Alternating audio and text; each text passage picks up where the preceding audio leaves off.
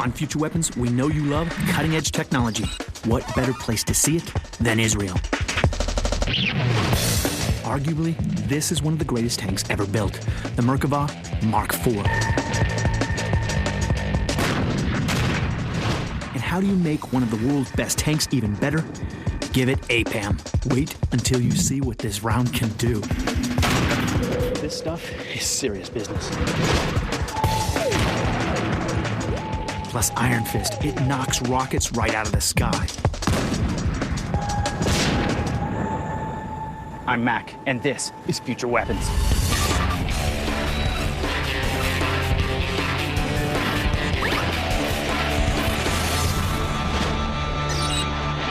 The reason the land of Israel is so important is because it has it all. Mountains, forests, deserts, valleys, and stunning Mediterranean coastline with bustling cities. If you've ever been there, you'd understand why they don't want to give up this piece of real estate, which means they gotta fight to keep it. Many of its cities paid the price and have the scars to prove it. It's pretty amazing to be in the bustling city of Tel Aviv. But in 1948, that mosque behind me, well, south of it was Arab territory. North of it was Jewish territory. In between was a no man's land where anything could happen. The Israeli Defense Force has learned many tough lessons fighting their wars, and nobody knows the lay of the land better than them. They've designed weapons perfectly suited for it. With brutal desert terrain, you need war machines that can handle these conditions, deliver protection for your troops, and have massive firepower on command. Here in Israel, only one tank reigns supreme, and I've come to Shizafon Army Base to see it in person.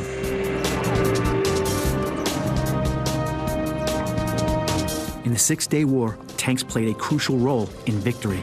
So when they say this tank is special, they know what they're talking about.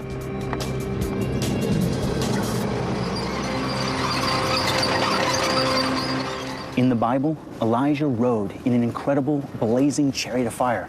In Hebrew, it's called the Merkava. That idea has evolved. This is the Merkava IV.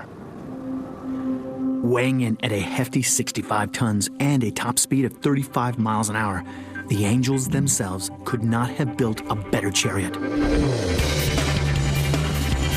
Okay, it's not going to break any land speed records, but it can travel over rocky and rough terrain with ease.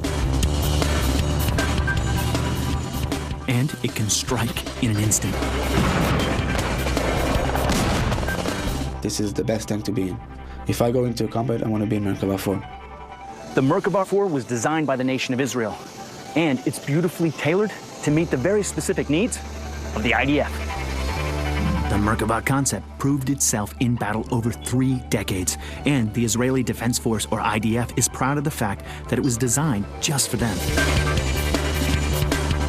With the bloody lessons learned from war, each generation of the Merkava uses the latest technological advances to prepare them for the modern battlefield. This tank is the best tank for the IDF. I think that it's one of the best tanks in the world, I'm sure. Brigadier General Amir Nir is responsible for the Merkava's development. You've now up-armored these in a way that really increases the survivability of the troops inside. Yeah, matter of fact, right from the beginning, the survivability of the crew is the most and main parameter that stands in front of the designer of the Merkava tank in order to give the crew the best protection and the best survivability the technology can afford. The latest version, the Merkava Mark IV, has been beefed up, adding unique armor to the turret, the hull, and the underbelly, giving it the ability to take hits from anti-tank missiles and landmines. In addition, it's equipped with state-of-the-art sensors that detect attacking missiles. It's one of the most protected and durable tanks ever built. Lieutenant Yotam Ramon knows firsthand what it's like to be in the Merkava IV when it takes a direct hit. In one of the operations in the last war in Lebanon, my tank, Merkava IV, was hit by 2 anti-tank missiles. Before of the last war, I never experienced the protection of the Merkava IV armor. The armor of the Merkava IV was actually saved my life. You think with all that armor, it might be difficult to see what's going on around you, but the Merkava's loaded with 4 external cameras that provide great vision for the whole crew, day or night. Because protecting the crew is so important, they've even moved the Merkava's engine up front, since statistically, that's the most likely place that the tank is going to be hit. If you want to give your tank another advantage, give it a rear hatch. This is something that is unique, and it enables us to take infantry with the tank into the field. And we also use the rear door in order to evacuate wounded soldiers out from the field. And this is something that's unique for the Merkava. To dominate the battlefield, a tank needs to be able to fight on any terrain. The mountains and deserts of Israel provide the 65-ton Merkava 4 with the perfect playground. Lieutenant Haggai Nir has seen the Merkava in action. The Caterpillar tracks of the Merkava 4 is really unique. The material of the Caterpillar in the Merkava 4 is newer, is stronger. It's for every terrain, even if it's snow or desert or mountains or whatever it is, it can take it, no problem. Coming up, firing a tank round is a blast, but what's it like for the crew inside? And I get my hands on a state-of-the-art 105mm round that can do a whole lot of damage.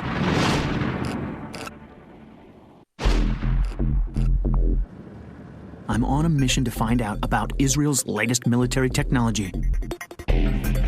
With the Merkava Mark IV, the Israeli Defense Force is pushing the concept of the tank as far as they can. They wanted to beef up its armor and mobility, so the answer is to get the latest technology. An upgrade on the exterior is one thing. Wait until you see what they've done inside. There seems to be a lot of room in the Merkava tank. Why?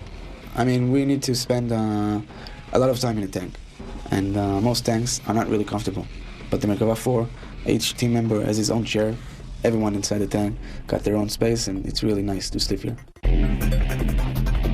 More room on the inside allows the tank to be multi-purpose. In the Merkava 4, we can carry infantry inside battlefield, outside battlefield, in large amounts. We can also carry medic and doctor and stretches and everything while fighting and while using the tank as a tank. The tank is operated by a crew of 4, each with their own station and clearly defined role. This is the driver's station of the Merkava 4.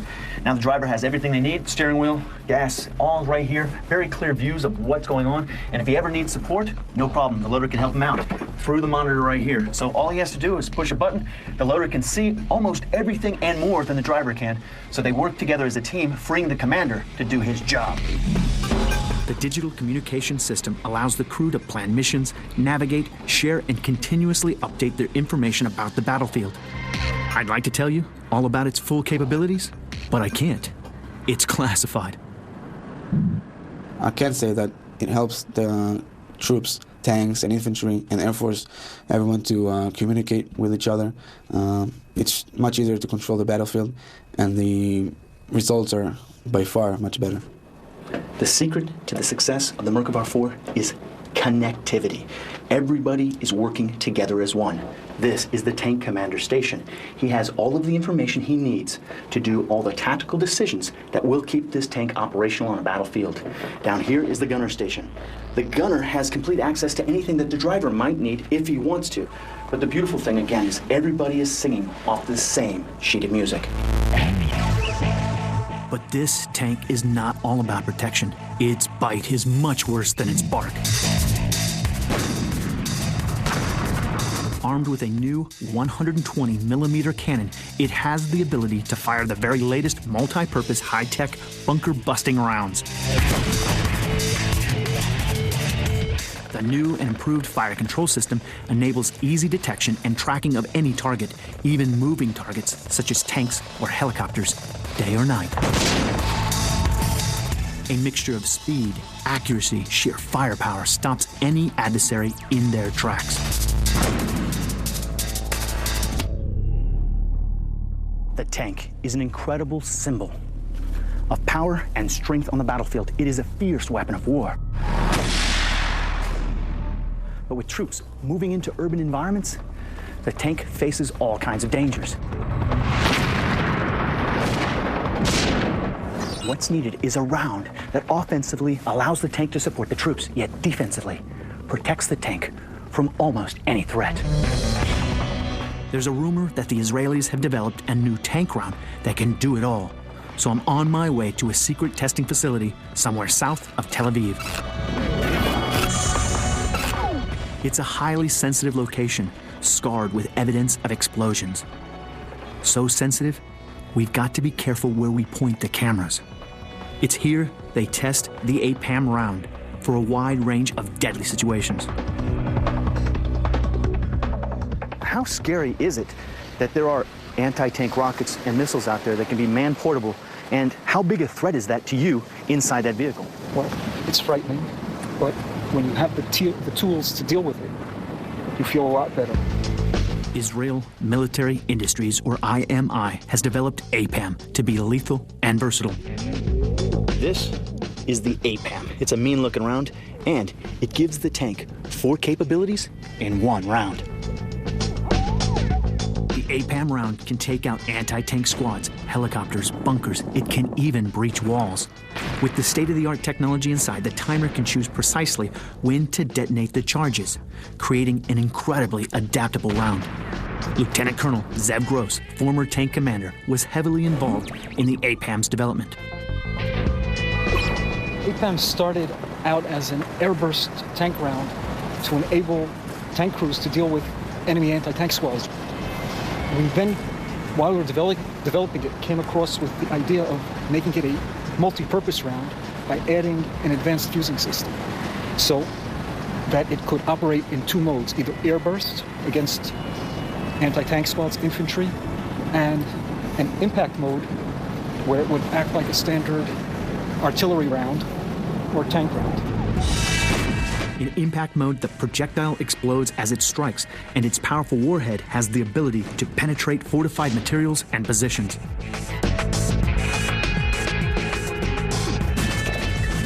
In airburst mode, 6 warheads are released from the rear of the projectile above the target. Each warhead is set to detonate sequentially at timed intervals, creating a hailstorm of lethal tungsten fragments capable of shredding body armor. What's more impressive, it'll kill tank-killing helicopters. When you look at a conflict like is going on now in Iraq, a low-intensity conflict with a lot of urban operations, this would be the round of choice because it can deal with all targets. You just choose the fusing mode that's appropriate for the target you're dealing with at the moment. Coming up, I get to see just how devastating APAM is.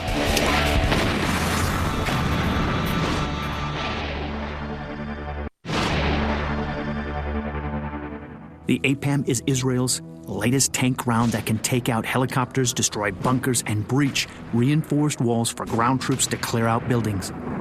Hearing about it is one thing. On Future Weapons, you want to see it. Will it live up to all the hype?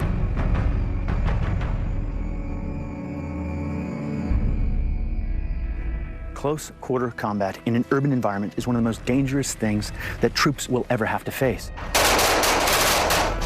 People can fire on armored vehicles from enclosed positions, making it much harder for them to defend themselves. Tanks need to have the capability to penetrate bunker structures like this. What we've done is set up a situation. This is 8 inches of double reinforced concrete.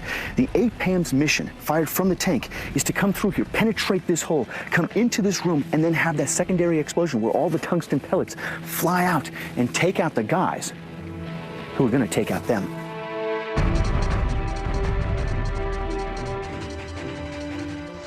Imagine being able to travel a half a mile per second. The APAM does it no problem. It's so powerful we cleared the target area and are using 3 high-speed cameras to see exactly what happens. To capture the result of this explosion, we're shooting at 4,700 frames a second. Here we go. We are going to fire. I've never seen what it will do to concrete walls, But the APAM is combat-proven. I hope we see devastating results.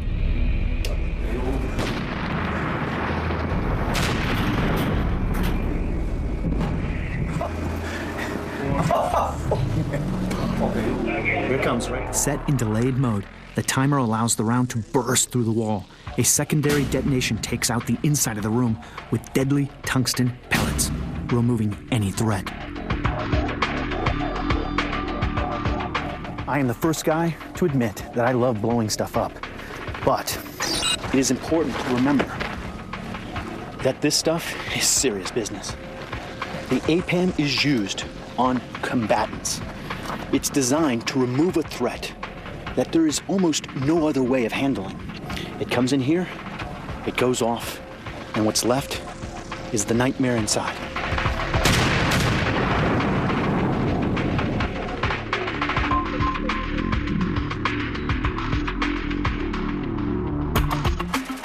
In urban environments, troops need to clear out buildings, but why go through the front door where the enemy might be expecting you?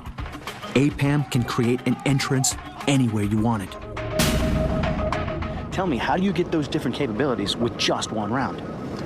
Well, we have the warheads inside the projectile and a time fuse, an electronic time fuse in the front, and in the rear we have an impact fuse.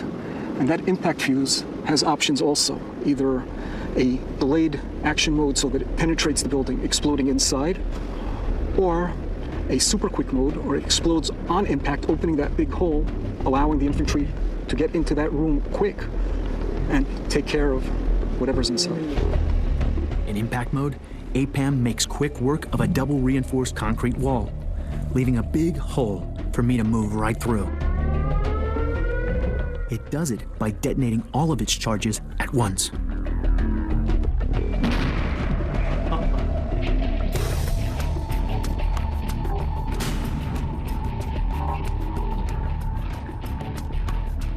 The mission is to clear enough of the concrete wall and debris out of the way so that if I had to, I could enter that building.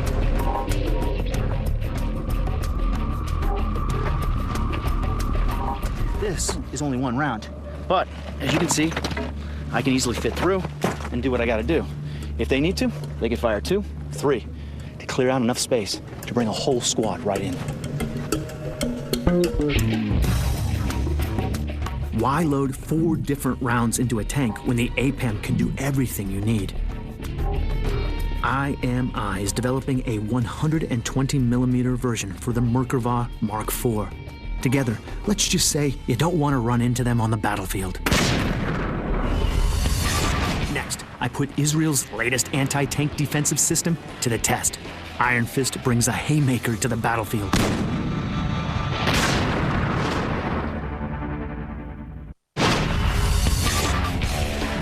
This is future weapons from Israel, a small country that's big on weapons.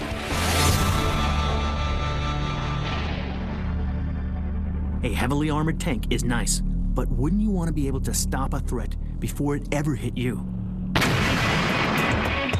Would it be better if you could do this without ever having to worry about it?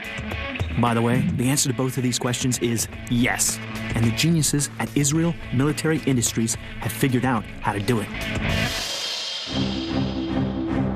At this top secret location on the shores of the Mediterranean, I've come to check out a brand new advanced protection system for military vehicles. This system is so cutting edge that it's only just completed testing. And we get to see it in action before it enters service. This is Iron Fist, and it knocks RPGs out of existence.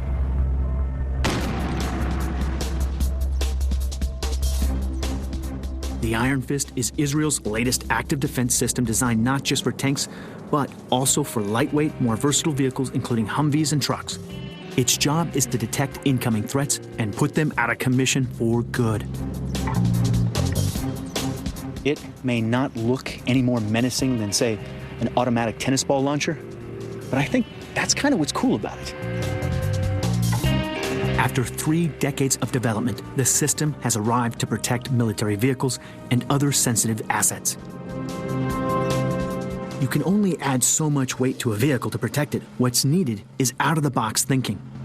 I believe that now, in order to withstand the entire threat spectrum, mainly against tanks, the tank should weigh around 200 tons, metric tons. It's impossible. There is no bridge, there is no road that this kind of vehicle will be able to perform. The vehicle actually has to be smaller, much more versatile, and be able to perform your task. The Iron Fist identifies the type of projectile by its path and shape, then calculates exactly what it needs to do to crush it. It handles the threat in two ways. Plan A is the soft kill approach, using jamming devices to divert anti-tank guided missiles. The jammed missiles either fall short or veer away. If it gets past the jamming system, the Iron Fist moves into Plan B in a split second. We found out that we have a lot of different missiles, and it was nearly impossible to introduce so many jammers and mechanism. And then we made a shift and decided to combine the soft kill and the hard kill, meaning how to distract the incoming threat regardless of who he is and what type of threat it is. This hard kill approach is achieved by launching an explosive projectile which seeks out and intercepts the threat. If it's a RPG or a tank round, the system immediately will move towards this hard kill capability, will launch an interceptor, and will intercept the incoming threat. But it's not a head-on strike. The projectile explodes and releases a shockwave that engulfs the threat and destroys it. It does this without detonating the warhead, simply knocking it right out of the sky, which minimizes collateral damage. The idea of the system is, of course, to knock out the incoming threat, but we're using it without actually meeting or without any physical engagement with the threat. There is a volume of lethality to our interceptor, and the interceptor knows exactly, and we're talking about milliseconds, knows exactly where to initiate its warhead. Iron Fist is a fully automatic system. Once the troops enter a combat area, they turn it on, and it stays on. The radar constantly scans a full 360 degrees, ready to take on any hostile threat. Most likely, the crew probably will look in front of the vehicle and won't pay attention to a hidden kind of RPG guy, and the system automatically will detect it and will destroy the incoming threat.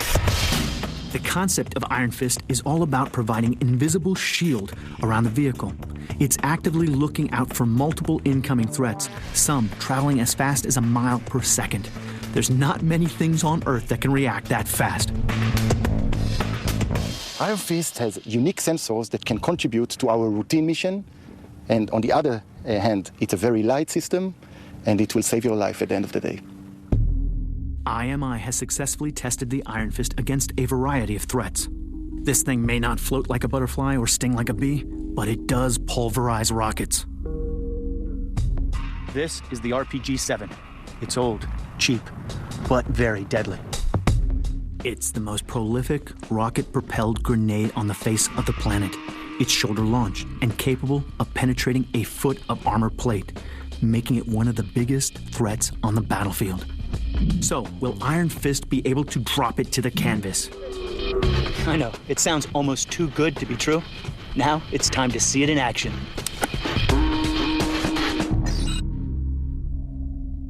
Once Iron Fist is activated, the radar should detect any incoming attack.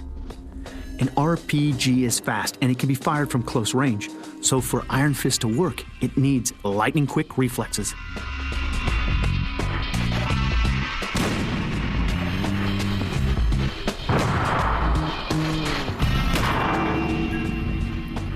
Iron Fist launches its projectile to intercept the incoming grenade. The best defense is a great offense. The APC is untouched. In a fraction of a second, we can counterattack due to the unique capabilities of this particular system.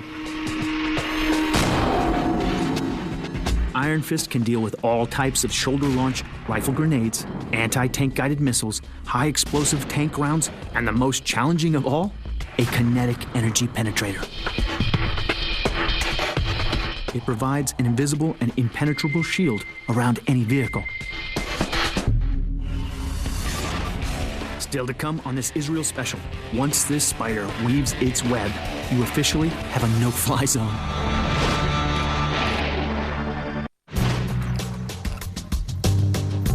I'm in Israel to see the latest state-of-the-art weapons systems.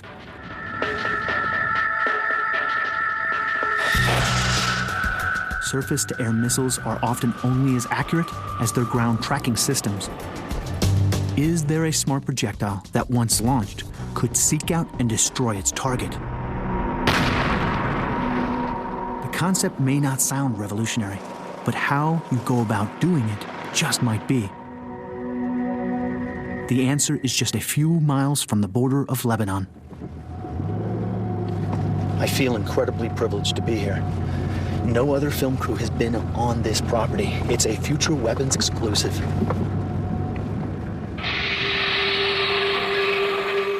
I'm about to see Israel's latest air defense system, the Spider. It's an idea that spun out of the minds of the engineers at Rafael.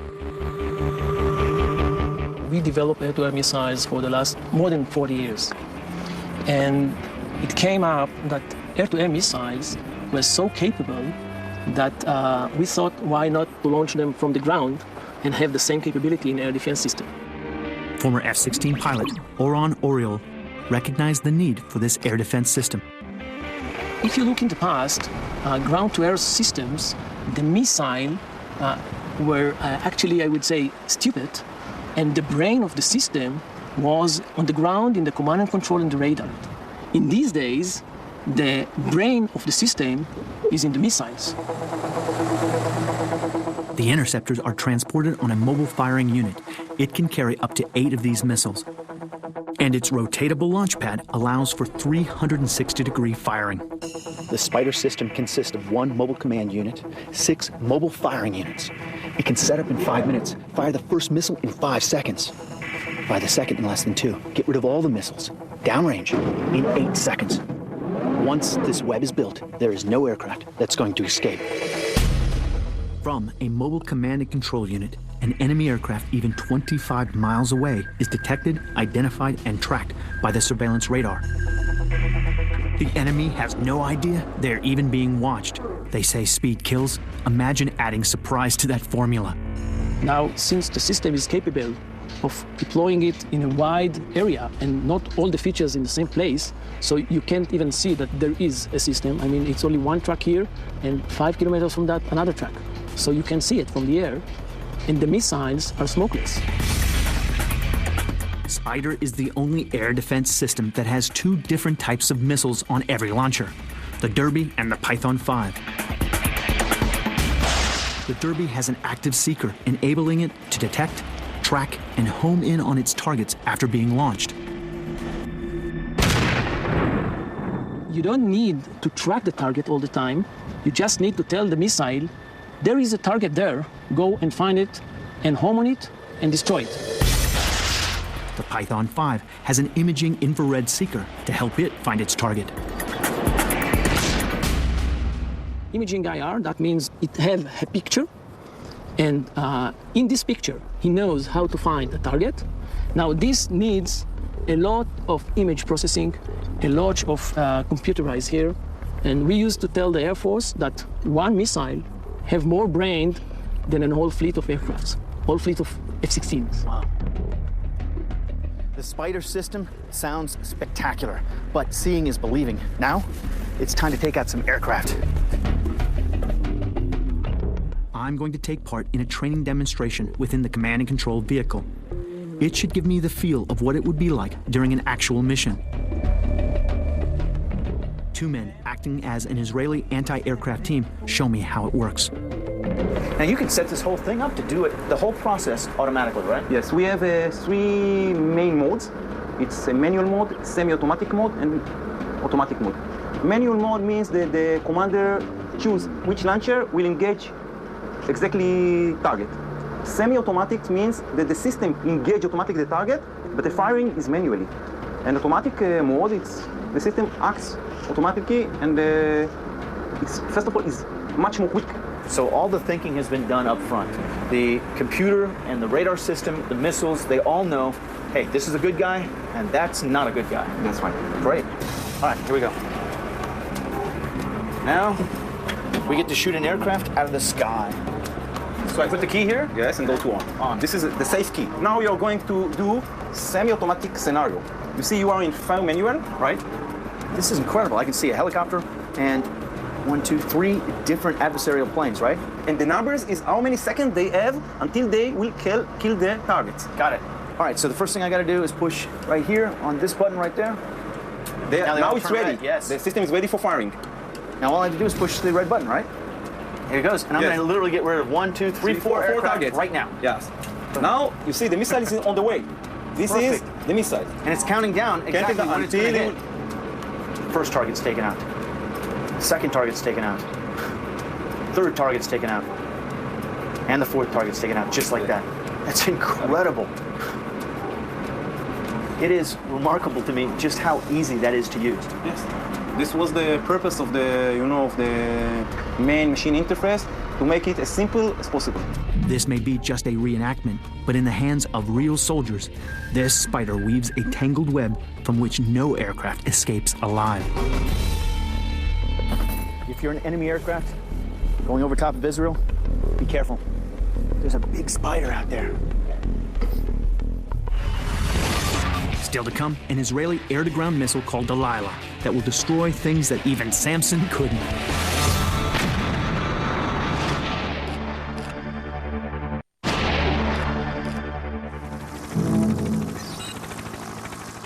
Israel has become famous for its ability to invent tailor-made weapon systems, guns, tanks, missiles. I've come to an Air Force base south of Tel Aviv to see Israel's latest air-to-ground precision attack weapon. The Delilah is the most advanced deep strike standoff missile with a remarkable ability to loiter before it attacks. In 1991, during the Gulf War, Israel was attacked by Scud missiles from Iraq. The problem? Scud launchers are highly mobile and relatively easy to hide. The challenge? First, you have to find them. Verify that it is an actual target and not a decoy. Then, take out the threat with a minimum of collateral damage. The answer? You need an incredibly smart weapon. This is an elite F-16 pilot from Israel who knows just how devastating Delilah is. To protect his identity, we can't even reveal his face. The Delilah gives you the ability to be sure that you're going to hit the exact target that you were supposed to hit. I want to hit only the target, the bad guys. I don't want to harm nobody. And today there are a lot of civilians in the war zone, and you want to be sure that you're attacking the exact target that you were supposed to do that. The Delilah was developed to fulfill the needs of the Israeli Air Force.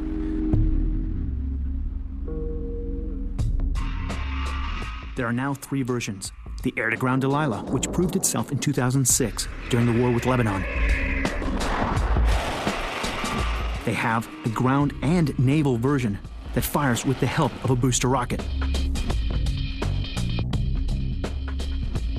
Once launched, Delilah can take over the mission, flying completely autonomous to a pre-programmed destination using global positioning satellites and inertial navigation.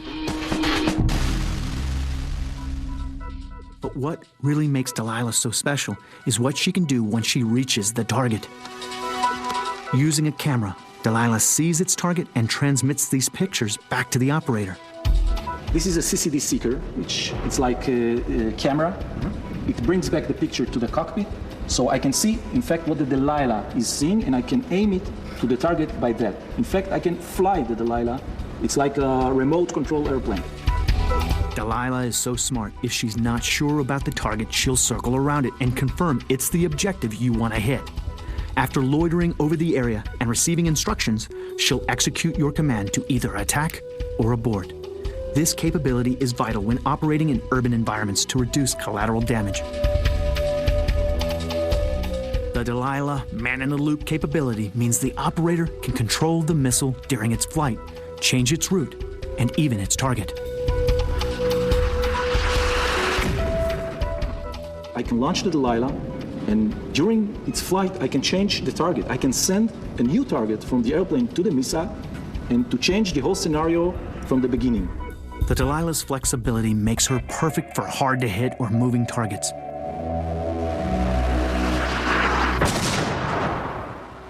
If it's a fixed target, you don't use the Delilah. You can come today, tomorrow, evening, night, morning, you can attack it. No problem with that. The problem is the relocatable target, because now it's here, tomorrow it will be somewhere else, or during the day it moves. And I know some of the targets which are very important for us, they're, for example, hiding, and they're coming out to shoot, for example, Scud, then it comes back to his shelter. So you have only a small window, by minutes you can attack it. This is the job for Delilah. Modern combat requires advanced, intelligent weapon systems. Delilah's amazing attributes brings the enemy to their knees.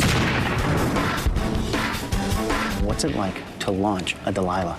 For me to launch the Delilah, it's like a long arm. I trust it to do the job for me, and I know it's going to do it the best it can do without putting me in risk above the target. So it's absolutely critical to have a weapon system like this on a bird like this to support yourself and your other wingmen. It's a win-win situation. A great bird with a great weapon gives you the most advantage to go and to succeed with your target.